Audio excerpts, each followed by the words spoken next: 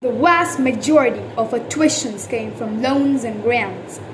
But let me tell you, every month, my father would write out a small check. He was determined to pay his portion of the tuition right on time, even if it meant taking out loans when he fell short. See, when I first set foot on campus, it all seemed so big and overwhelming. I didn't even know where to start, how to pick out the right classes, how to even find the right buildings.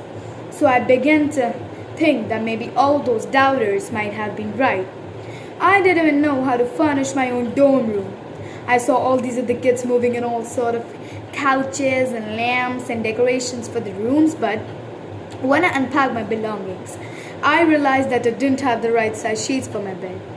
Mine were way too short. So that first night, I stretched the sheets down as far as they could go, and then I draped the covers over the foot of my bed, so when I crawled into my bed, my legs were sticking out past the sheets, rubbing up against the cold plastic mattress. And I slept that way for the entire freshman year. But when you come from a family like mine, that's what you do. You make the most of what you got. Yeah, you use all that good common sense. You don't make excuses. You work hard and you always finish what you start. And no matter what, you give everybody a fair shake. And if somebody needs a hand, you offer yours. See, those are the gifts my parents gave me, their values. And I quickly learned that those gifts were far more valuable than money or connections.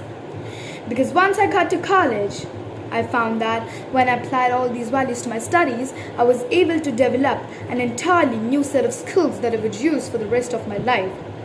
Skills like resilience, problem solving, time management. I learned to turn stumbles and missteps into the sources of motivation. A week with 3 tests and 2 papers wasn't a reason to stress out, but a reason to plan. A negative comment from a professor in a class wasn't a reason to shut down, but a reason to ask even more questions. Most importantly, what really mattered wasn't how much money my parents made or what those people in my high school said about me. What really mattered was that what was in my mind and what was in my heart. So my 4 years in school gave me the confidence to know that if I could make it in a college campus, I can make it anywhere.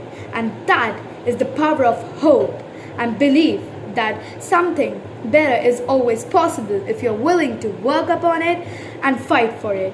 Thank you.